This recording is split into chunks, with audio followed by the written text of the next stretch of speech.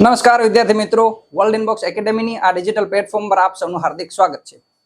મિત્રો, આપણી જે મુખ્ય પરીક્ષાને ધ્યાને રાખી અને જે સંવાદ શ્રેણી ચાલી રહી છે, આ સંવાદ શ્રેણી અંતર્ગત એક નવો સેશન લઈ અને આજે તમારી સમક્ષ હાજર થયો છું. અને આ નવા સેશનમાં આપણે આજે શું ભણવા જઈ રહ્યા છીએ, તો સૌ પ્રથમ ડિટેલ તો એ જોઈએ મિત્રો. આજનો જે સેશન છે મિત્રો, એ ઇકોનોમીને લઈને એક સ્પેશિયલ સેશન છે એવું માની શકો તમે. ફાઇનાન્શિયલ સ્ટેબિલિટી રિપોર્ટ FSR તાજેતરમાં જ RBI રજૂ કરેલી છે. અને RBI રજૂ કરેલી છે તો આપણા માટે કઈ રીતે ઉપયોગી છે? RBI જેટલી બધી રિપોર્ટ રજૂ કરતું હોય આપણા માટે તમામ ઉપયોગી ના હોય, પણ આ ફાઇનાન્શિયલ સ્ટેબિલિટી રિપોર્ટ છે મિત્રો, એ કન્સેપ્ટ ઘણા બધા કન્સેપ્ટનો એમાં સમાવેશ થાય છે. અને મુખ્ય પરીક્ષાની દ્રષ્ટિએ આજે તમામ કન્સેપ્ટ છે એ ઘણા બધા ઉપયોગી છે. તો આપણે એ જોઈએ મિત્રો કે શું આ પ્રકારના સવાલો જીપીએસસી અગાઉ પૂછેલા છે 1-2 માં કે STI માં કે PI માં, એ જોઈ લઈ બેઝિક. તો મિત્રો જોઈએ તો વર્ષ 2021 માં એક મેઇન્સ લેવાની, અને એ હતી 26 નંબરની એક્ઝામ. જીપીએસસી ક્લાસ 1-2 ની આ એક્ઝામ હતી. ક્લાસ 1-2 ની એક્ઝામમાં એક સીધો બેન્કિંગ ઉપરનો સવાલ આવેલો છે મિત્રો. તો બેન્કિંગ ઉપરના સવાલમાં જીપીએસસી એવું પૂછેલું છે કે શું આ આધુનિક ટેકનોલોજીનો ઉપયોગ કરી અને બેન્કિંગ સેવા છેવાડાના માનવી સુધી પહોંચી છે? વિશ્લેષણાત્મક વિવરણ કરો. આ પ્રકારનો એક સવાલ છે એ 2021 ની મુખ્ય પરીક્ષામાં પૂછ્યો. એટલે બેન્કિંગમાં જે આધુનિક ટેકનોલોજી આવી રહેલી છે, જેમ કે ડાયરેક્ટ બેનિફિટ ટ્રાન્સફર છે, આ પ્રકારની જે સુવિધાઓ છે, આ ઉપરાંત તમે જોશો તો જામ, જનધન આધાર મોબાઈલ ટ્રિનિટી છે, જનધન ખાતું છે, સરકારે ખૂબ ડિજિટલાઇઝેશન કર્યું છે બેન્કિંગ ક્ષેત્રનું. તો એ બેન્કિંગ ક્ષેત્રમાં જે નવા સુધારો આવી રહેલા છે, એને લઈને શું બેન્કિંગ સેવા જે છે એ સમાવેશી બની છે? એટલે કે છેવાડાના માનવી, ખેડૂતો અથવા તો ગરીબો સુધી જે છે એ બેન્કિંગ સેવા પહોંચી છે? આ પ્રકારનો સવાલ જે છે એ 26 નંબરની એક્ઝામમાં પૂછવામાં આવ્યો. આગળ વધીએ મિત્રો, તો 2019 ની એક મુખ્ય પરીક્ષાનો પ્રશ્ન જોઈએ. અને આ મુખ્ય પરીક્ષાનો છે PI ની પરીક્ષામાં છે. આ PI ની પરીક્ષામાં મિત્રો સવાલ પૂછ્યો છે ફોરેક્સ ઉપર. પહેલા તો એ સમજીએ કે ફોરેક્સ શું છે. તો ફોરેક્સ એ ફોરેન એક્સચેન્જ એટલે કે વિદેશી હુંડિયામણ, વિદેશી ધન, એટલે કે ડોલર, આ પ્રકારના યુઆન, યુરો, આ પ્રકારનું જે વિદેશી ચલણ હોય એમને આપણે કહીશું ફોરેક્સ. તો ફોરેક્સ ઉપર સવાલ એ પૂછ્યો છે મિત્રો 2019 માં કે ભારતનું ફોરેક્સ હાલમાં જે છે એ સકારાત્મક સ્થિતિએ છે. તો આ ફોરેક્સની તમામ બાબતોનું વિવરણ સમજાવો, એવો સવાલ છે એ 2019 માં પૂછ્યો. એટલે ફોરેન એક્સચેન્જ ઉપર પૂછાઈ ગયેલો છે, બેન્કિંગ ઉપર પૂછાઈ ગયેલો છે. આ ઉપરાંત હજી એક સવાલ જોઈએ આપણે મિત્રો, તો 24 નંબરની જે એક્ઝામ હતી, આની મુખ્ય પરીક્ષા પણ 2021 માં યોજાયેલી છે. અને આ એક્ઝામ છે મિત્રો RFO ની. તો RFO ની એક્ઝામમાં એક સવાલ પૂછ્યો છે, કરંટ નો હતો જો કે આ મુદ્દો, પણ હતો સીધો બેન્કિંગ સાથે જોડાયેલો, એટલે કે ઇઝ 4.0. આની ઉપર સવાલ પૂછેલો છે. ઇઝ 4.0 એ બેન્કિંગ સુધાર એજન્ડા હતો, ભારત સરકારે લોન્ચ કરેલો હતો. તો એની અંદર સવાલ એવો પૂછાયેલો કે ઇઝ 4.0 ની તમામ વિશેષતાઓ જણાવો, અથવા તો આ બાબતથી બેન્કિંગમાં કેવા ફેરફારો આવવાના છે. આ પ્રકારનો સવાલ જે છે એ જીપીએસસી 1-2 એ RFO અંતર્ગત પૂછેલો છે. તો ઇન શોર્ટ કહેવાનો મિનિંગ એ જ છે કે જીપીએસસી 1-2, STI, PI, આ તમામ એક્ઝામો છે એમાં બેન્કિંગ છે અથવા તો આ પ્રકારના ફોરેક્સને લઈને જે પણ સવાલ પૂછાય છે એ ખૂબ માત્રામાં પૂછાયેલા છે. તો એ તમામ પ્રશ્નોના તમારે જવાબો લખવાના હોય મિત્રો, તો કન્સેપ્ટ તમારા ક્લિયર હોવા જોઈએ. અને આજનો આ સેશન છે મિત્રો, એ તમે ઇકોનોમી સ્પેશિયલ માનજો. આમાં ઘણા બધા કન્સેપ્ટ આવશે જે બેઝિક હશે. તો શરૂઆત કરી મિત્રો ફાઇનાન્શિયલ સ્ટેબિલિટી રિપોર્ટની. થોડી સ્ટેટિક ઇન્ફોર્મેશન જોઈ લઈએ કે જે પ્રિલિમમાં તમને કામ લાગી શકે. તો હાલમાં જે રિપોર્ટ આવ્યો છે, આનો સમય ખાસ નોંધજો, જૂન 2023 માં રજૂ થયો છે. જૂન 2023 માં ફાઇનાન્શિયલ સ્ટેબિલિટી રિપોર્ટ રજૂ થયો છે. કોનો? RBI નો. કેટલામાં નંબરનો છે? તો 27માં નંબરનો છે. એટલે કે 27માં નંબરનો. અને દર 6 મહિને, સમયગાળો ખાસ નોંધજો તમે, દર 6 મહિને છે એ આ રિપોર્ટ રજૂ થાય છે. એટલે કે વર્ષમાં આ રિપોર્ટ 2 વાર રજૂ થયા હશે. દર વર્ષે 2 વખત આ રિપોર્ટ રજૂ થાય છે. બીજું જોઈએ કે છેલ્લો જો રિપોર્ટ આપણે જોયો, આ 27મો રિપોર્ટ છે એ જૂન 2023 માં રજૂ થયો. તો આની અગાઉનો એટલે કે 26મો ફાઇનાન્શિયલ સ્ટેબિલિટી રિપોર્ટ છે એ રજૂ ક્યારે થયેલો હશે? ડિસેમ્બર 2022 માં. આ સમયગાળો ખાસ યાદ રાખજો, પ્રિલિમમાં સીધો પૂછી શકાય વિધાન વાક્ય સ્વરૂપે. તો આ પ્રકારના 6 મહિને અગાઉ પણ આની અગાઉ જે ફાઇનાન્શિયલ સ્ટેબિલિટી રિપોર્ટ છે એ RBI રજૂ કર્યા છે. આગળ વધી આપણા માટે શા માટે ઉપયોગી છે અને ઇકોનોમીના બેઝિક કન્સેપ્ટ કેવાય. જો વિદ્યાર્થી મિત્રો, મુખ્ય પરીક્ષામાં ઇકોનોમી સબ્જેક્ટને તમે વિકલ્પ તરીકે નહીં કાઢી શકો, ઓપ્શનમાં નહીં કાઢી શકો. એક તો જીપીએસસી 1-2 માં સીધો 50 માર્કનો એક સબ્જેક્ટ છે, યાદ રાખજો. આ ઉપરાંત તમે GS 2 માં જશો GS2 માં DYSO અને STI ની એક્ઝામમાં પણ એક સબ્જેક્ટ તરીકે ઇકોનોમી ઇન્વોલ્વ છે. અને ખાસ કરીને મિત્રો એસે જે છે, આ એસેમાં તમારે ઇકોનોમીના ઘણા બધા જે કન્સેપ્ટ યુટિલાઇઝ કરવાના હોય છે. કોઈ પણ યુદ્ધ હોય, કોઈ પણ બાબત હોય, ત્યાં આર્થિક એંગલ તમારે એડ કરવાનો છે. તો ખાસ કરીને એવા વિદ્યાર્થી મિત્રો કે જેમને ઇકોનોમીથી ડર લાગે છે, એમના માટે આ સેશન ખૂબ ઉપયોગી સાબિત થવાનો છે.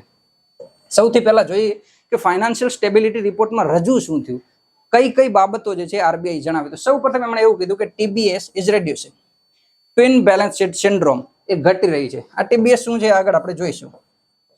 Twin balance sheet syndrome full form યાદ રાખજો.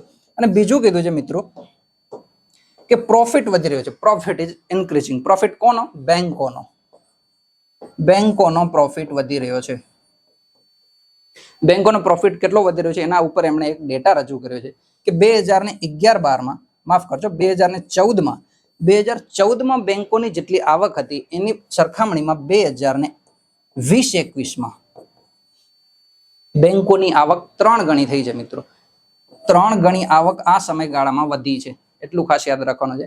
બેંકોને સ્પષ્ટ એમણે આવક કીધું છે કે 1.04 લાખ કરોડ આટલી આવક છે બેંકોની. જો કે આ ડેટા તમારે યાદ નથી રાખવાનો, જસ્ટ બેઝિક યાદ રાખવાનું છે કે બેંકોની જે આવક છે એ આ સમયગાળામાં 3 ગણી થઈ છે, એટલું ખાસ યાદ રાખવાનું છે.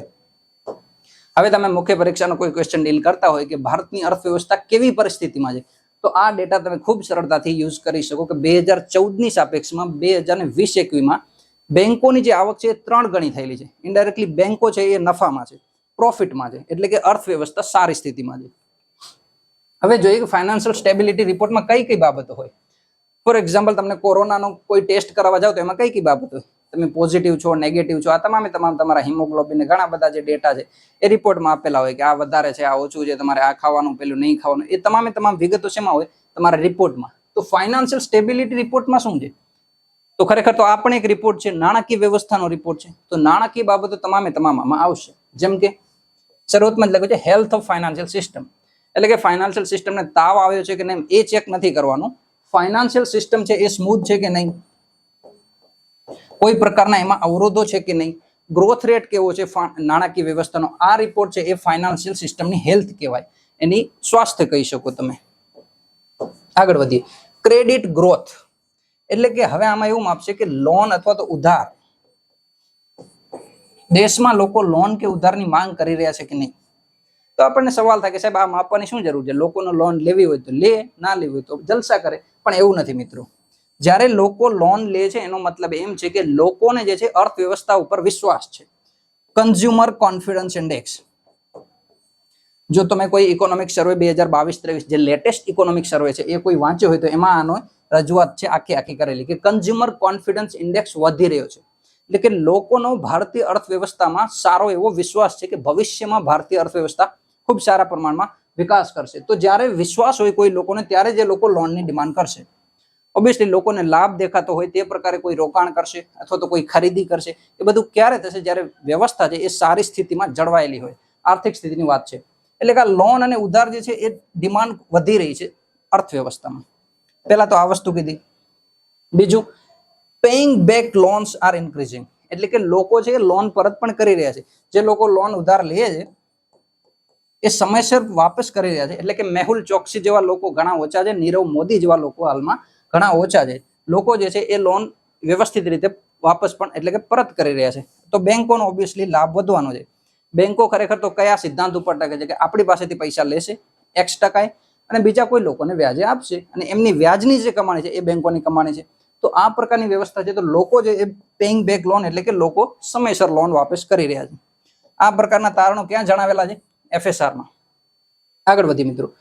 તો functioning domestic and global economy, એટલે કે ભારતની અર્થવ્યવસ્થા અને વિશ્વની અર્થવ્યવસ્થામાં કેવા ફેરફાર થઈ રહેલા છે. તો ગ્લોબલ ઇકોનોમી, આજનો જે ગ્લોબલાઇઝ વર્લ્ડ છે, વૈશ્વિકીકરણનો જે સમય છે, આ સમયમાં તમામ ઇકોનોમી, ભારત હોય કે બીજા કોઈ પણ દેશ હોય, યુરોપિયન દેશ હોય, ચીન હોય, અમેરિકા હોય, તમામ દેશો એકબીજા સાથે જોડાયેલા છે. એટલે કે ગ્લોબલાઇઝેશનનો આ સમય છે. તો આ સમયમાં ગ્લોબલ ઇકોનોમીની ઇફેક્ટ ભારત ઉપર આવશે. તો ભારતની અર્થવ્યવસ્થા કઈ રીતે કામ કરી રહેલી છે, વિશ્વની અર્થવ્યવસ્થા કઈ રીતે કામ કરે છે, આ તમામ મુદ્દા ક્યાં આવશે? તો મિત્રો FSRમાં આવશે. FSRમાં RBI છે જણાવેલા છે કે તમામ વસ્તુઓની હાલમાં શું હાલત છે. તો આ તમે સમજી શકો છો. આગળ વધીએ મિત્રો. હવે સૌથી મહત્વનો મુદ્દો છે કે એનપીએ, જે હાયર એનપીએ હતો એમાં ઘટાડો આવે છે એવું કીધું છે. What is twin balance sheet syndrome? Sorry, આ વસ્તુ આપણે અહીં સમજવાની છે કે ટીબીએસ છે શું. પહેલા તો તમે છે આનો ફૂલ ફોર્મ જરૂર યાદ રાખજો. Twin balance sheet syndrome. Syndrome શબ્દ આવે એટલે સમજી લેજો કોઈક ને કોઈક સમસ્યાને લઈને છે. તો આ કોઈ સમસ્યાને જોડાયેલો છે. એટલે કે ટ્વિન એટલે બે, બેલેન્સ શીટ સિન્ડ્રોમ એટલે કે બે પ્રકારની કોઈ જે છે એ બેલેન્સ શીટ ઉપર સમસ્યા હશે. આમાં કોઈ બે બેલેન્સ શીટની વાત થાય છે. બેલેન્સ શીટ એટલે તમે સમજી શકો કોઈ પણ વ્યવસ્થાનું આખું સરવૈયું, એમાં સમસ્યાઓ છે બે કોઈ પણ બાબતમાં. તો સૌપ્રથમ કઈ બાબત છે? આ એક અને આ બે. આ બે બાબતોને આધારે જે છે એમ કહી શકાય કે ટીબીએસ છે કે નહીં, ટ્વિન બેલેન્સ શીટ સિન્ડ્રોમ છે કે નહીં. પહેલા તો આમાં જે બેલેન્સ શીટ છે એ કોની કોની છે એ જોઈ લઈએ. કોની કોની બેલેન્સ શીટની વાત થાય તો બે ની બેલેન્સ શીટ. એક તો બેંકોની બેલેન્સ શીટ કેવી છે, અને બીજા છે કોર્પોરેટ એટલે ખાનગી સંસ્થાઓ કે જેમણે લોન લીધી હોય બેંક પાસેથી. આ બંનેની જ્યારે બેલેન્સ શીટ ખરાબ હોય મિત્રો, એને સરળ શબ્દોમાં કહેવાય ટ્વિન બેલેન્સ શીટ સિન્ડ્રોમ. પણ આ બેંકોની બેલેન્સ શીટ ખરાબ થાય શા માટે? કોર્પોરેટની બેલેન્સ શીટ ખરાબ થાય છે શા માટે? શું એવી વસ્તુ બને છે કે બેંકોની બેલેન્સ શીટ ખરાબ થઈ જાય છે, કોર્પોરેટનો હિસાબ ખરાબ થઈ જાય છે? શું સમસ્યા છે? તો સૌથી પહેલું રીઝન આપ્યું છે અથવા તો પહેલી જોગવાઈ આપેલી છે કે એનપીએ નું પ્રમાણ ખૂબ વધારે હોય. Non performing asset. આ નોન પરફોર્મિંગ અસેટ શું છે એ પણ આપણે આગળ જોવા જઈ રહ્યા. તો પહેલી તો જોગવાઈ આ હોય કે વ્યવસ્થામાં આ સમસ્યા બધાથી મોટી કે આર્થિક વ્યવસ્થામાં નોન પરફોર્મિંગ એસેટનું પ્રમાણ ખૂબ વધી જાય. હવે જ્યારે આ વધશે નોન પરફોર્મિંગ એસેટ, તો બેંકોની બેલેન્સ શીટ ઓબ્વિયસલી ખરાબ થવાની છે. કઈ રીતે થવાની છે આગળ જોઈએ મિત્રો. બીજું છે ઓવર લેવરેજ કોર્પોરેટ એટલે કે એ પ્રકારના કોર્પોરેટ જેમણે એટલું ઉધાર લીધેલું છે કે એ પરત કરવાની પરિસ્થિતિમાં નથી. ટૂંકમાં કહી તો નીરવ મોદી જેવા લોકો જે ઘણા બધા પૈસા જે છે એ ઉધારમાં લે છે અને પછી પરત કરવાની એમનામાં ક્ષમતા રહેતી નથી. તો કોર્પોરેટની બેલેન્સ શીટ એટલા માટે ખરાબ થઈ જાય છે કે એમની પાસે આવક નથી અને જે ઉધાર છે એ ખૂબ મોટી પ્રમાણમાં છે. તો આ બંને વસ્તુઓ જ્યારે એક સાથે આવે ત્યારે જે પરિસ્થિતિનું નિર્માણ થાય મિત્રો, એ પરિસ્થિતિ હશે ટ્વિન બેલેન્સ શીટ સિન્ડ્રોમ. જો કન્સેપ્ચ્યુઅલ વાત છે ટ્વિન બેલેન્સ શીટ સિન્ડ્રોમ, થોડી સમજશો તો તમારો કોન્ફિડન્સ જરૂર વધશે. અને ઇકોનોમીના કન્સેપ્ટ મિત્રો તમે એક વખત યાદ રાખશો તો તમને જીવનભર નહીં ભૂલાય. બેઝિક વસ્તુઓ છે, આમાં કોઈ અર્થશાસ્ત્રીને શીખે એવું કંઈ શીખવાનું નથી. તો ટ્વિન બેલેન્સ શીટ સિન્ડ્રોમ આપણે જોયું કે બે વસ્તુઓ હશે. આ બંને પરિસ્થિતિઓ જ્યારે એક ભેગી થશે ત્યારે આપણે એ ઘટનાને ટ્વિન બેલેન્સ શીટ સિન્ડ્રોમ કહીશું.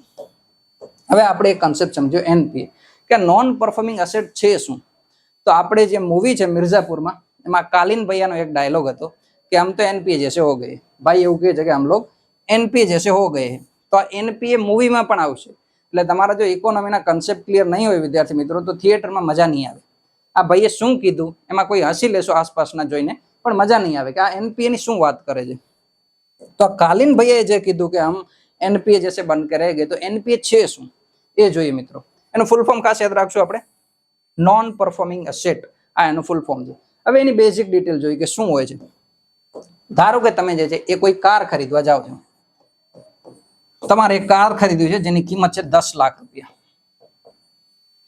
તો તમે કાર ખરીદવા માટે XYZ બેંક પાસેથી જે છે એ લોન લીધી, અને લોનમાં એવી જોગવાઈ હતી કે તમારે મહિને છે એ 1 લાખ રૂપિયા ભરવાના છે.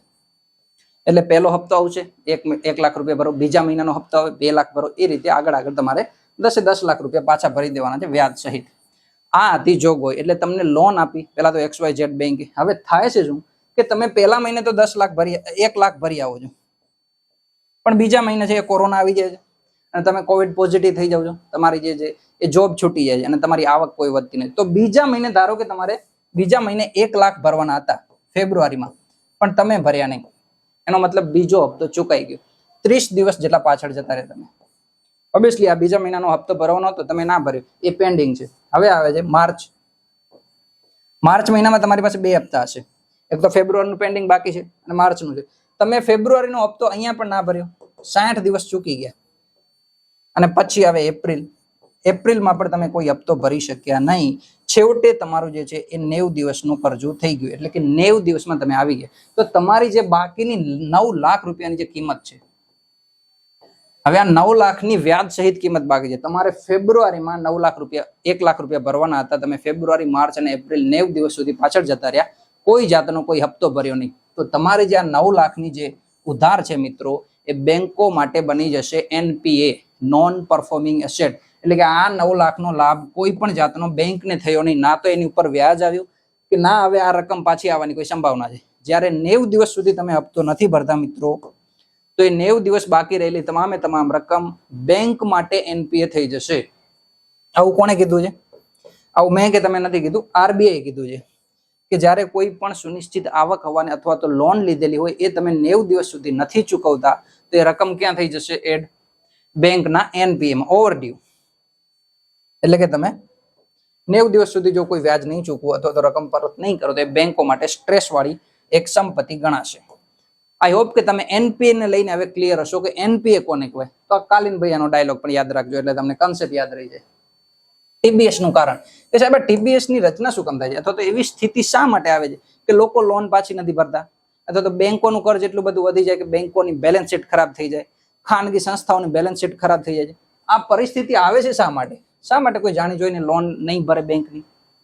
તો પહેલી વાત તો એ જોઈએ કે વધુ ઉધાર હોય અને આવક ઓછી હોય. જેમ આપણે એક્ઝામ્પલ લીધું કે કોરોના આવી ગયો, તમામ આર્થિક પરિસ્થિતિઓ બંધ થઈ ગઈ, તમારી જે આર્થિક આવક હતી એ તમામ બંધ થઈ ગઈ, તો ઓબ્વિયસલી તમે જે છે ઉધાર તો ખૂબ લઈ લીધેલું છે પણ આવક તમારી ઓછી થઈ ગઈ એટલે તમે બેંકને લોન પરત કરી શકતા નથી. એટલે પહેલું કારણ તો આ છે કે લોકોની આવક ઘટી જાય છે. અને બીજો એક ડેટા આપેલો છે, ખૂબ સરસ છે મિત્રો. આ ડેટા તમે હું કહું છું કે મુખ્ય પરીક્ષા અથવા તો એસએમાં જરૂર વાપરજો. 2016-17 નો ઇકોનોમિક સર્વે છે, એટલે કે સરકારી ડેટા છે, મારો કે તમારો ઘરેથી બનાવેલો નથી. તો 2016-17 માં એવું કીધું ઇકોનોમિક સર્વેમાં કે જેટલી પણ લોન દીધેલી છે ને એમાંની 40% લોન એવા લોકો પાસે છે અથવા તો એવા ખાનગી સંસ્થાઓ પાસે છે કે જેમનો ઇન્ટરેસ્ટ કવરેજ રેશિયો 1 કરતા પણ ઓછો છે. હવે ઇન્ટરેસ્ટ કવરેજ રેશિયો શું છે પેલા એ સમજી લઈએ પછી આ ડેટાનો ઇમ્પોર્ટન્સ સમજીએ.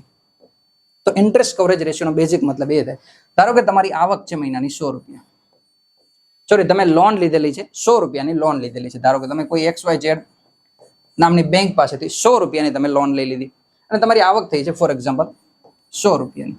હવે 100 રૂપિયાની આવક છે અને આવકમાંથી તમારે 20 રૂપિયા ટેક્સમાં ભરવાના છે.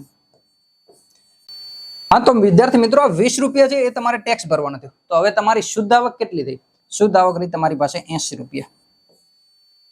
તો હવે 80 રૂપિયા તમારી પાસે શુદ્ધ આવક છે અને જો આ 100 રૂપિયા છે એની ઉપર તમારે 40 રૂપિયાનું વ્યાજ ભરવાનું છે ધારો કે. તો હવે તમારી પાસે શુદ્ધ આવક કેટલી છે? 80 રૂપિયા. તમારે વ્યાજ કેટલું ભરવાનું છે?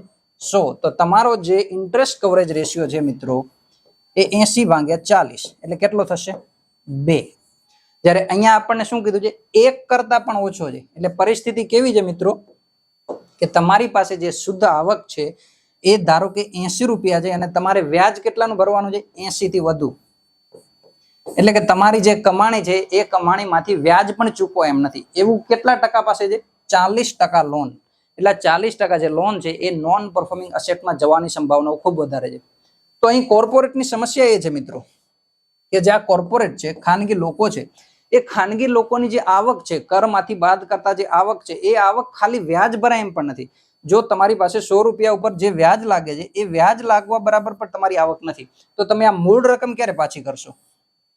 જ્યારે તમે ઓલરેડી હાલમાં વ્યાજ ભરવા માટે પણ સક્ષમ નથી, તો આ બેંકોની મૂળ રકમ પાછી ક્યારે આવશે? તો એ પાછી આવવાની સંભાવના હવે ખૂબ ઓછી છે. એવું કોણે કીધું છે? એવું 2016-17 ના ઇકોનોમિક સર્વે કીધું હતું કે 40% જે છે એ એવા લોકો પાસે લોન છે હાલમાં. અને આ સર્વેનો તમે જોશો આગળ મિત્રો તો કોરોનાની જસ્ટ પહેલા 2020 ની આજુબાજુમાં જે નોન પરફોર્મિંગ અસેટ હતો એનું પ્રમાણ લગભગ 5.6% સુધી વધી ગયું. એટલે 5.6% એટલે કુલ જે લોન આપેલી છે મિત્રો બેંકોએ તમામ ખાનગી લોકોને જે લોન આપેલી છે, ખાનગી સંસ્થાઓને જે લોન આપી છે એમાંથી 5.6% જે રકમ છે એ પાછી નહીં આવે એ કન્ફર્મ છે. આ પ્રકારની પરિસ્થિતિનું નિર્માણ થયું. તો આઈ હોપ કે હવે તમે NPA શું થાય એ સમજ્યા હશો મિત્રો કે NPA માટે અને TBS ટ્વિન બેલેન્સ શીટ સિન્ડ્રોમની પરિસ્થિતિનું નિર્માણ શા માટે થાય છે. તો સૌપ્રથમ આપણે જોયું કે લોકોની ઉધાર એટલી છે, આવક ખૂબ ઓછી, અને બીજું કે લોકોની આવક જે છે એ વ્યાજ ભરવા પૂરતી પણ નથી. જે મૂળ રકમ છે એ તો પછીની વાત છે, એની ઉપર જે વ્યાજ લાગે છે એ પણ ખાનગી લોકો હાલમાં અથવા તો ખાનગી સંસ્થાઓ એ ભરવા સક્ષમ નથી, એવું 2016-17 ના ઇકોનોમિક સર્વે જણાવ્યું. આગળ જોઈએ તો બેંકો ઉપર શું અસર થાય છે? જો ટ્વિન બેલેન્સ શીટ સિન્ડ્રોમ જ્યારે આવે છે મિત્રો, આ ટ્વિન બેલેન્સ શીટ સિન્ડ્રોમની બેંકો ઉપર શું અસર થાય? તો ઓબ્વિયસલી બેંકોનો જે લાભ છે, બેંકોનો લાભ ઘટશે, કઈ રીતે? કારણ કે બેંકોનો લાભ શું છે? બેંકો પોતે કઈ કમાવા નથી જતી. બેંકો શું કરશે? ધારો કે તમે આ બેંકમાં પૈસા જમા કરાવ્યા 100 રૂપિયા, વાર્ષિક 5% લેખે 100 રૂપિયા જમા કરાવ્યા. બેંક શું કરશે? બેંક આ 100 રૂપિયા કોઈ બીજાને આપી દેશે, અંબાણી કે ટાટાને, કે ભાઈ 6% લેખે. તો 6% લેખે બેંક બીજી આપશે. બેંકની કમાણી કેટલી છે? માત્ર ને માત્ર 1% છે. આમાંથી 5% તમને આપવાના છે. તો બેંકોની આજ તો કમાણી છે કે લોકો જે છે એ વ્યાજ પરત કરે બેંકોને, અને મૂળ રકમ પણ. આ મૂળ રકમ તો તમારી છે એટલે તમને આપવાની છે. બાકીનું જે 1% વ્યાજ છે આ બેંકોની કમાણી છે. જ્યારે ટ્વિન બેલેન્સ શીટ સિન્ડ્રોમ આપણે જોયું ત્યારે આ રકમ પાછી નથી આવવાની અને આ નહીં આવે.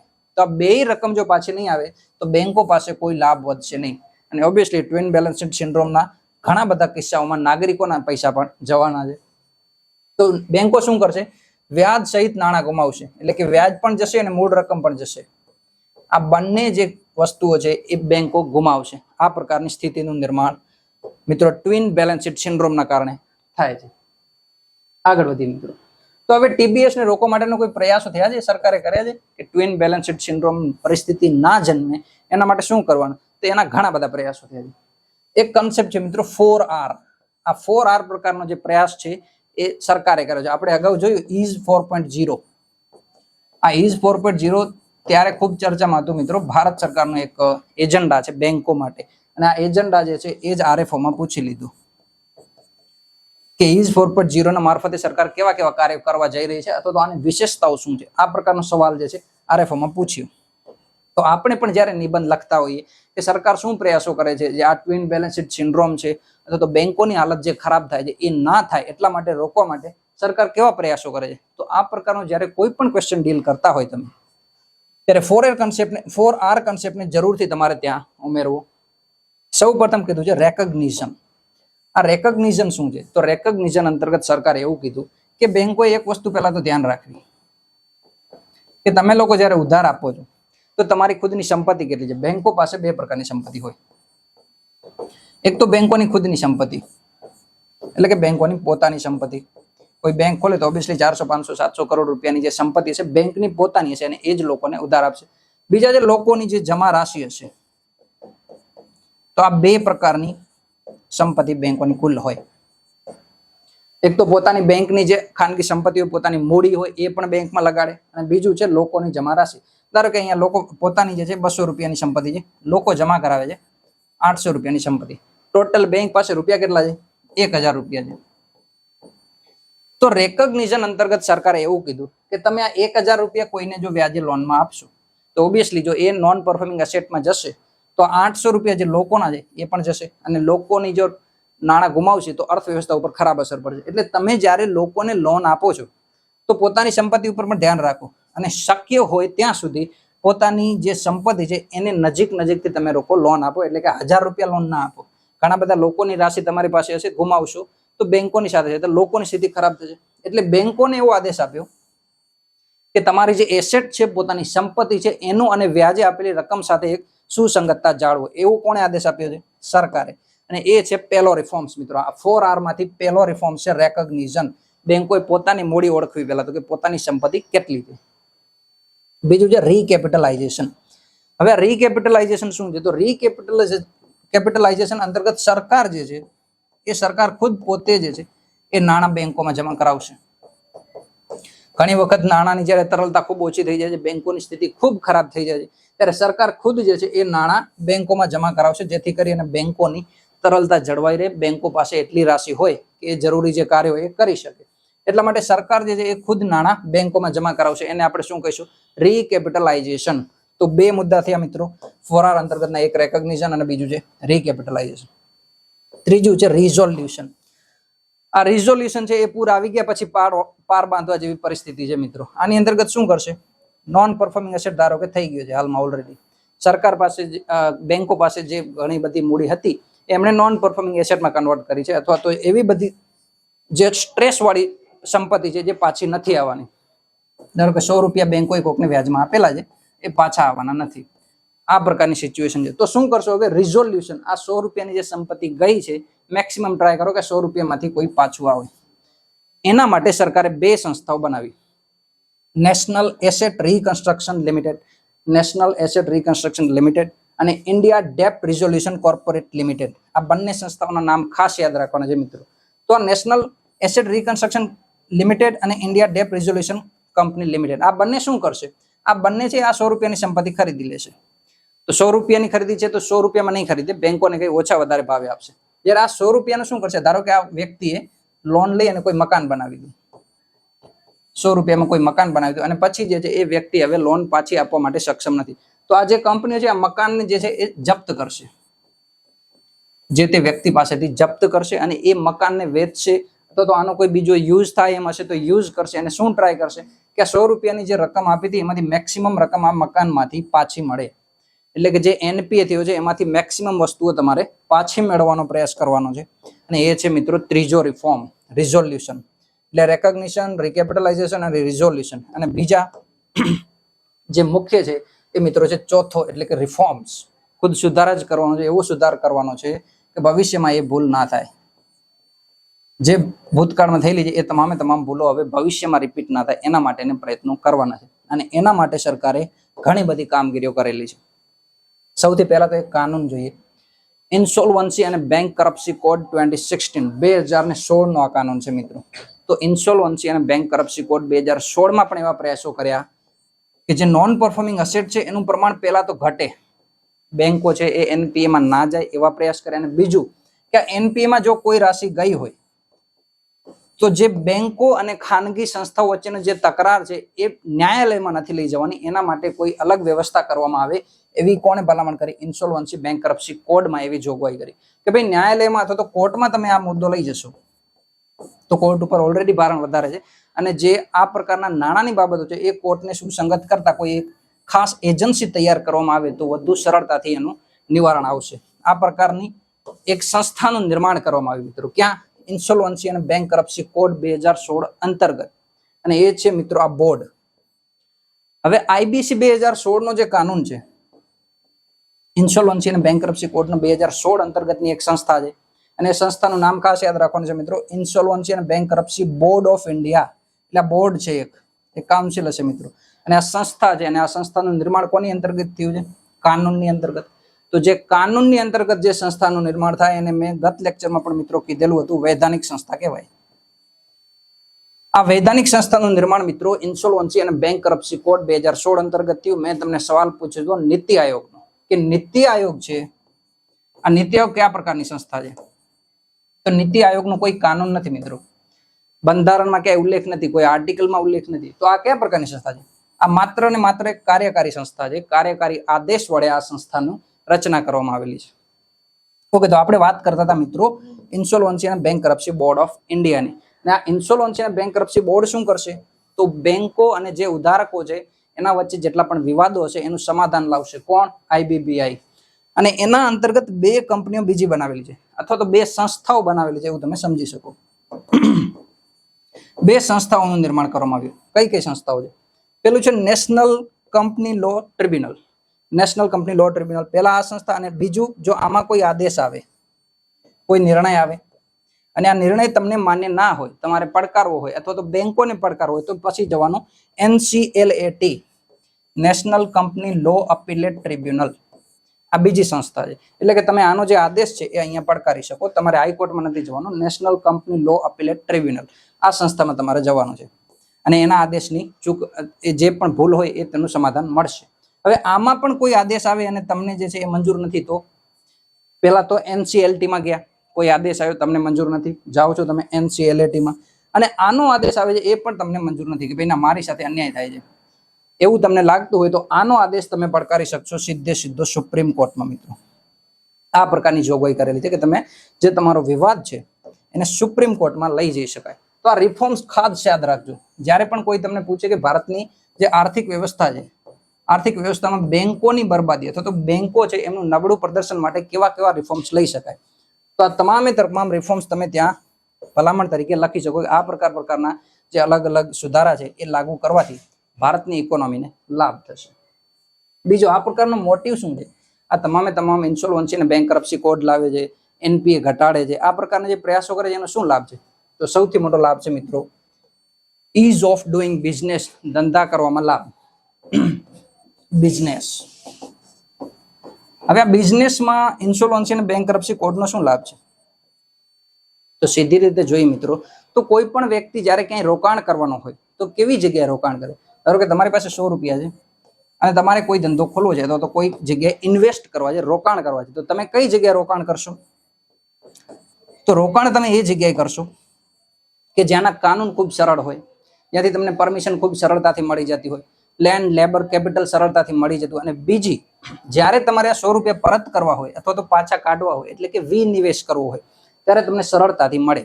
આ પ્રકારના તમામે તમામ માપદંડો તમે ચેક કરશો. અને જો અહીં બિઝનેસ કરવો સરળ હશે મિત્રો, સરકારના જે કાનૂનો છે અથવા તો ભ્રષ્ટાચાર છે, આ પ્રકારની કોઈ સમસ્યા નહીં હોય, સરળતાથી બિઝનેસ કરી શકાય, સરળતાથી લાભ કમાઈ શકાય, આ પ્રકારના જ્યારે તમને લાભ મળશે તો તમે ત્યાં રોકાણ કરશો.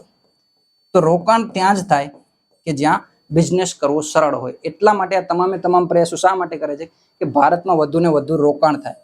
અને એટલા જ માટે આનો કોન્સેપ્ટ સીધો FDI સાથે પણ કનેક્ટ થાય છે કે જે વિદેશી નિવેશકો હશે, વિદેશી નિવેશકો ભારતમાં ક્યારે રોકાણ કરશે?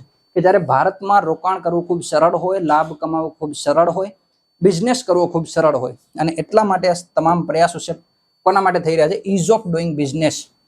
કે આ પ્રકારના જે પ્રયાસો કરશું તો આપણને ભવિષ્યમાં ખૂબ મોટા પ્રમાણમાં FDI પ્રાપ્ત થશે અને બેંકોની જે સ્થિતિ છે એ સુધરશે. હવે FSRમાં આટલી વાત કરી છે ટ્વિન બેલેન્સ શીટ સિન્ડ્રોમની અને NPAની, પણ આ બે જ વાત નથી કરી મિત્રો. આના સિવાય પણ બીજી ઘણી બધી વાતો કરી છે. બીજું એમણે શું કીધું છે કે વૈશ્વિક અર્થવ્યવસ્થાની જે પરિસ્થિતિ છે હાલમાં ડામાડોળ છે, અનિશ્ચિત છે. ઘણી બધી સમસ્યાઓ વૈશ્વિક સ્તરે આવી રહેલી છે. તો શા માટે આવી રહેલી છે એના કારણો દર્શાવેલા છે. સૌથી પહેલા કીધું છે કે કમજોર બેન્કિંગ પ્રણાલી. વિશ્વ સ્તરે જે બેન્કિંગ પ્રણાલી છે એ કમજોર છે. અને આનું ઉદાહરણ તમે જોવું હોય તો સ્વિફ્ટમાં જોઈ શકો. સ્વિફ્ટ એ કાર નથી મિત્રો, બેન્કિંગ પ્રણાલી છે, અથવા તો બેન્કિંગમાં ટ્રાન્ઝેક્શન પ્રણાલી છે. આંતરરાષ્ટ્રીય જે દેશો છે એ એકબીજા દેશ સાથે કોઈ પણ જાતના વ્યવહાર કરવા હોય નાણાકીય, ભારતે અમેરિકાને કોઈ પેમેન્ટ કરવાનું હોય, અમેરિકા રશિયાનું કોઈ પેમેન્ટ કરતું હોય, તમામે તમામ આંતરરાષ્ટ્રીય જે વિનિમય છે તો ટ્રાન્ઝેક્શન છે એ સ્વિફ્ટની માધ્યમથી સરળતાથી થતા હતા. પણ જ્યારે રશિયા યુક્રેન યુદ્ધ થયું મિત્રો, તો રશિયાને આમાંથી બાકાત કરવામાં આવ્યું. એટલે કે હવે રશિયા સાથે કોઈ દેશે જો વ્યવહાર કરવાનો હશે, વ્યાપાર કરવાનો હશે, તો સ્વિફ્ટની માધ્યમથી નહીં કરી શકે. તો ઓબ્વિયસલી જે વૈશ્વિક આપૂર્તિ શૃંખલા છે એમાં આ બહુ મોટી હસ્તક્ષેપ અથવા તો વ્યવધાન ઊભું કરશે, સમસ્યા ઊભી કરશે. એટલે પહેલા એવું કીધું છે કે વિશ્વ સ્તરે કમજોર બેન્કિંગ પ્રણાલી છે, બેન્કિંગનું જે પરફોર્મન્સ છે એ ખૂબ ઓછું છે. આ ઉપરાંત તાજેતરમાં જે ચર્ચામાં હતી એ બેંક, સિલિકોન વેલી બેંક, અમેરિકાની આ બેંક છે એ નિષ્ફળ ગયેલી છે. તો એમાં જેટલા લોકોએ રોકાણ કર્યું છે એ બધાએ ખાનગી રોકાણો પણ બરબાદ થવાના છે. તો વૈશ્વિક સ્તરે બેન્કિંગ પ્રણાલી નબળી છે. બીજું કયું છે કે ભૂ રાજનીતિક તણાવ ખૂબ છે. એટલે કે અલગ અલગ દેશો વચ્ચે ખૂબ પ્રકારના જે લડાઈ ઝઘડા થાય છે. તો આમાં પણ તમે રશિયા યુક્રેન યુદ્ધનું જે એક્ઝામ્પલ છે સમજી શકો. રશિયા યુક્રેન યુદ્ધથી ઘણા બધા સમસ્યા થાય. આ ઉપરાંત જે યુરોપિયન દેશો છે, અઝરબૈજાન જેવા દેશો છે, એમાં પણ હાલમાં યુદ્ધ અથવા તો તકરારો ચાલી રહી છે. તો આ પ્રકારને લીધે પણ વ્યાપારમાં જે છે એ ઘટાડો આવે છે. બીજો ફુગાવો. ફુગાવાથી સમસ્યા શું થાય? કોઈ પણ ઇકોનોમીને ફુગાવ શા માટે સમસ્યા આપે? તો ફુગાવો તો જોઈએ મિત્રો ઇન્ફ્લેશન. ઇન્ફ્લેશનથી કયા પ્રકારની સમસ્યાઓ થાય? તો એવું કહેવાય છે મિત્રો કે inflation is a taxation without regulation. એટલે કે કોઈ પણ જાતના રેગ્યુલેશન વગર જે ટેક્સ લાગતો હોય એ પ્રકારનો ફુગાવો હોય છે. આનાથી મિત્રો વાસ્તવિક આવક ઘટે. સૌથી મોટી સમસ્યા આ થાય કે વ્યક્તિની વાસ્તવિક આવકમાં ઘટાડો થાય છે. વાસ્તવિક આવક એટલે તમારો પગાર ઘટાડી દેશે એવું છે? ના. તમે મહિને 100 રૂપિયા કમાવજો તો તમારો 100 રૂપિયાનો પગાર ઓછો નહીં કરે. સમસ્યા શું આવશે ફુગાવામાં? કે આ 100 રૂપિયા પહેલા જ્યારે ફુગાવો નહોતો ત્યારે તમે 10 વસ્તુ ખરીદી શકતા હતા. અથવા તો તમારી પાસે જેટલી જીવન જરૂરિયાતની વસ્તુ હતી એ આ 10 વસ્તુમાં આવી જતી. અને આનો કોસ્ટ કેટલો લાગતો? 60 રૂપિયા. 60 રૂપિયામાં તમારી બધી જે જરૂરિયાતો હતી એ પૂરી થઈ જતી. તો તમારી પાસે રૂપિયા 40 વધતા, જ્યારે ફુગાવો નિમ્ન હતો, ઓછો હતો. હવે સમસ્યા શું થાય છે? તમારી પાસે 40 રૂપિયા છે, ઓબ્વિયસલી તમે 40 રૂપિયા કોઈ અન્ય જગ્યાએ રોકાણ કરશો અથવા તો વ્યવસ્થામાં તરલતાના સ્વરૂપમાં એડ કરશો. પણ જ્યારે ફુગાવો વધશે ને તો તમારી આ 10 વસ્તુ મિત્રો 80 રૂપિયામાં આવશે. એટલે જેટલી વસ્તુ તમે ખરીદતા હતા એટલી જ વસ્તુમાં હવે તમને વધારે ભાવ ચૂકવવો પડશે, 80 રૂપિયા ચૂકવવો પડશે. તો તમારી પાસે બચત છે ઘટી જશે. અને બચત ઘટશે તો તમે ખરીદી કરશો. કોઈ નવો શર્ટ લેવા નહીં જાઓ, પછી કોઈ નવો મોબાઈલ લેવા નહીં જાઓ. અને જો મોબાઈલ લેવા નહીં જાઓ તો ઓવરઓલ જે ડિમાન્ડ હશે મિત્રો એ ડિમાન્ડ ઘટશે. અર્થવ્યવસ્થાની ડિમાન્ડ ઘટશે. અને જ્યારે માંગ ઘટશે તો ઇકોનોમીનો ગ્રોથ છે એ ડાઉનવર્ડ જશે, ઓછો થશે. આટલી મોટી જે એક ઇફેક્ટ છે એ આ ફુગાવાને લીધે થાય છે અને ગરીબોને સૌથી વધુ સમસ્યા કરાવતો હોય છે આ ફુગાવો મિત્રો. તો આ બધી સમસ્યા છે. બીજું શું કીધું છે? બીજું કીધું છે કે ગ્રોસ એનપીએ નું પ્રમાણ માત્ર 3.9% છે, એટલે કે ઘટ્યો છે ખૂબ મોટા પ્રમાણમાં. 2020-21 ના સમયગાળામાં મેં તમને અગાઉ પણ કીધું મિત્રો કે 2020-21 ના પ્રમાણમાં 5.6% ની આસપાસ હતો, એટલે આખું ઊંચું પ્રમાણ કહેવાય નોન પરફોર્મિંગ એસેટનું. પણ હાલમાં માર્ચ 23 ની દ્રષ્ટિએ જોઈએ તો આરબીઆઈ એવું કહે છે કે હાલમાં માત્ર ને માત્ર 3.9% છે. અને જે નેટ એનપીએ છે એ 1% છે. નેટ એનપીએ એટલે એ છે કે જેમને 90 દિવસ ના થયા હોય, તમે વ્યાજ કે વ્યાજ ઉપરની જે ચુકવણી છે એ 90 દિવસ હજી ના થયા હોય, એ સંપત્તિ જે છે એ આમાંથી બાદ કરવામાં આવે ગ્રોસ એનપીએ માંથી, એટલે તમને મળશે નેટ એનપીએ. તો આવી બધી બાબતો રજૂ કરેલી છે ફાઇનાન્શિયલ સ્ટેબિલિટી રિપોર્ટમાં. આગળ વધીએ મિત્રો. તો બીજું શું કીધું છે? ભારતની વ્યવસ્થા વિશે કીધું છે કે રેઝિલિયન્ટ છે, લચીલી છે ભારતની અર્થવ્યવસ્થા. લચીલીનો મતલબ એમ નથી કે તમે વાળી શકો. રેઝિલિયન્ટનો મિનિંગ એવો છે મિત્રો કે વિશ્વમાં જે સમસ્યાઓ છે, યુદ્ધ થાય છે, વ્યાપાર ઓછો થાય છે, આ બધી સમસ્યાઓની અસર ભારતની ઇકોનોમી ઉપર ખૂબ ઓછી છે. ભારતની ઇકોનોમી 2021-22 અને 22-23 ના વર્ષમાં પણ ખૂબ ઊંચી ગ્રોથે આગળ વધી છે. તો આપણે જે તાજેતરમાં ઇકોનોમિક સર્વે આવ્યો છે 2022-23 નો મિત્રો, 22-23 નો, આમાં એવું કીધું છે કે ભારતની ઇકોનોમી છે 6.0 થી લઈ અને 6.8% વ્યાજ દરે આગળ વધશે. અને આટલો જે માફ કરજો, વ્યાજ દર નથી, આ ગ્રોથ છે, વૃદ્ધિ દર. તો આ વૃદ્ધિ દરે આગળ વધશે તો ભારતની ઇકોનોમી વિશ્વમાં સૌથી ઝડપે આગળ વધતી ઇકોનોમી બનશે. એટલે કે ભારતની ઇકોનોમીની ગતિ ખૂબ વધારે છે. તો ભારતની ઇકોનોમી જે છે એ વૈશ્વિક સમસ્યાઓને કારણે વધુ ઘટાડો આવતો નથી, એમાં ઘણો બધો ફરક નથી પડતો. બીજું કીધું છે macro economic fundamental. Macro economic એટલે જે આપણે આગળ વાત થઈ કે ફોરેક્સ છે,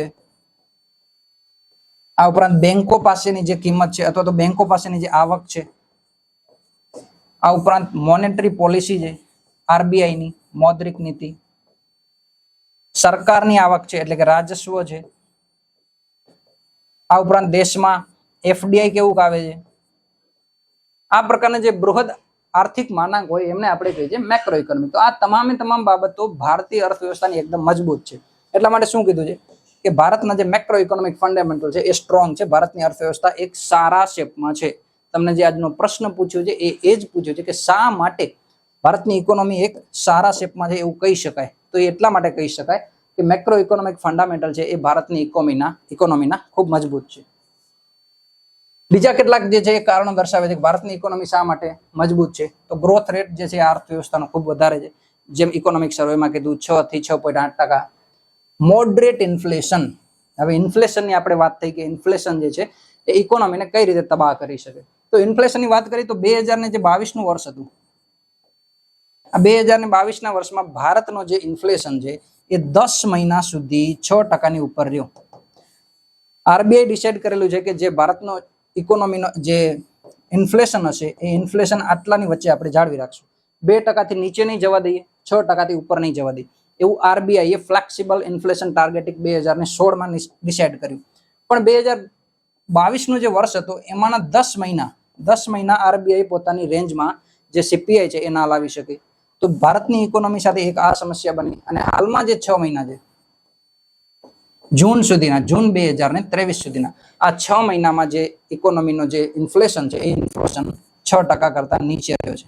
તો એટલા માટે કીધું છે કે ભારતમાં ઇન્ફ્લેશન છે એ હાલમાં મોડરેટમાં છે, નિયંત્રણમાં છે, કંટ્રોલમાં છે. નેરોઈંગ કેડ કરંટ એકાઉન્ટ ડેફિસિટ. આ કરંટ એકાઉન્ટ ડેફિસિટ શું છે?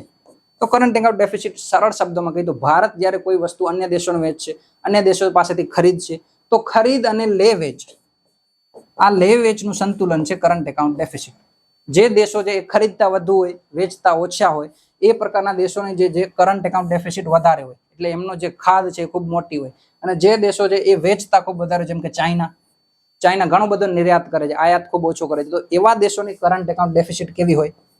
પોઝિટિવ હોય, એમને સંતુલનમાં હોય, સકારાત્મક હોય.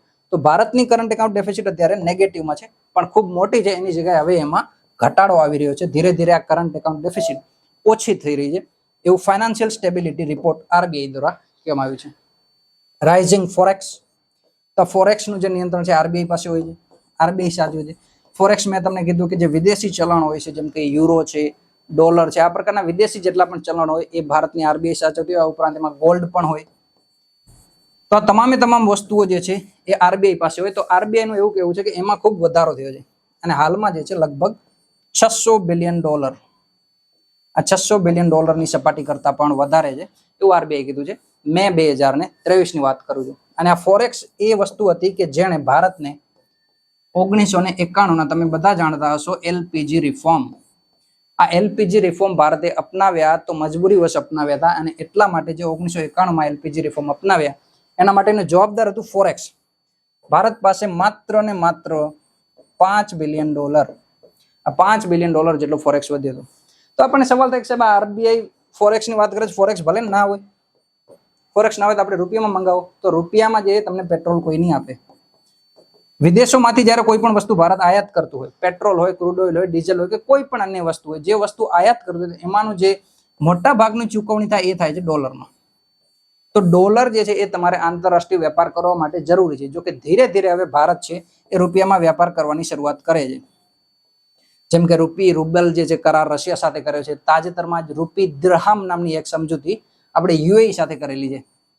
તો હવે ધીરે ધીરે ભારત એવો પ્રયાસ કરે છે કે આપણે ડોલર ઉપર નિર્ભરતા નથી રાખવી, રૂપિયામાં જ સૌથી વધારે આંતરરાષ્ટ્રીય વેપાર કરીએ.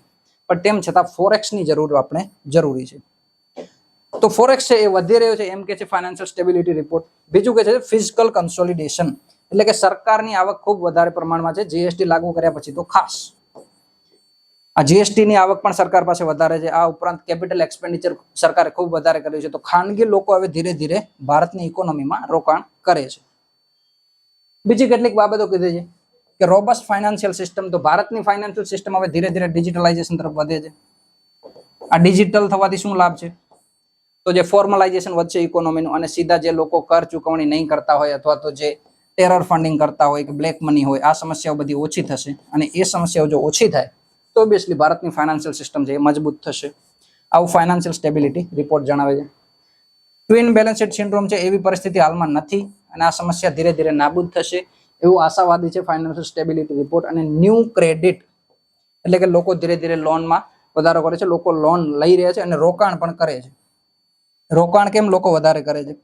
તો ભારતની ઇકોનોમીમાં તમને ખ્યાલ હશે, ભારત સરકારે બજેટ, તાજેતરનું જે બજેટ હતું 2023-24, આ 2023-24 ના બજેટમાં સરકારે ગયા વર્ષનું જે કેપેક્સ હતું, કેપિટલ એક્સપેન્ડિચર વિશે આપણે અગાઉ વાત કરેલી છે. કેપેક્સ કોને કહેવાય? તો કેપેક્સમાં 33.4% વધારો કર્યો આ બજેટમાં. અને આની અગાઉનું જે બજેટ હતું એમાં 35.4%. તો આટલી વિશાળ માત્રામાં જ્યારે કોઈ સરકાર કેપેક્સમાં વધારો કરશે તો ઓબ્વિયસલી જે ખાનગી લોકો અથવા તો ખાનગી સંસ્થાઓ છે, અંબાણી, અદાણી, ટાટા જેવા લોકો હશે, એ પણ ભારતની ઇકોનોમીમાં રોકાણ કરશે. અને કોઈ પણ ઇકોનોમી હોય એ ઇકોનોમીમાં સૌથી ઇમ્પોર્ટન્ટ છે રોકાણ. જેટલું વધુ રોકાણ એટલી બધી ઇકોનોમીની સ્પીડ. તો આ પ્રકારનું જે ફાઇનાન્શિયલ સ્ટેબિલિટી રિપોર્ટે ભારતની જે ભવિષ્યની ઇકોનોમી છે એ ખૂબ સુધારા પર છે એવા આશાવાદી પરિણામો જણાવ્યા છે. ઓકે મિત્રો, તો આપણો આ હતો ફાઇનાન્શિયલ સ્ટેબિલિટી રિપોર્ટ. અને મને આશા છે કે તમે ઇકોનોમીના ઘણા બધા કન્સેપ્ટથી આજે વાકેફ થયા હશો અને ઓબ્વિયસલી આ બધા મુદ્દાઓનો ઉપયોગ તમે એસેમાં પણ કરશો. તો આ પ્રકારના એક નવા સેશન સાથે ભવિષ્યમાં પણ આપણે સંવાદ શ્રેણી અંતર્ગત મળશું. ધન્યવાદ. જય હિન્દ.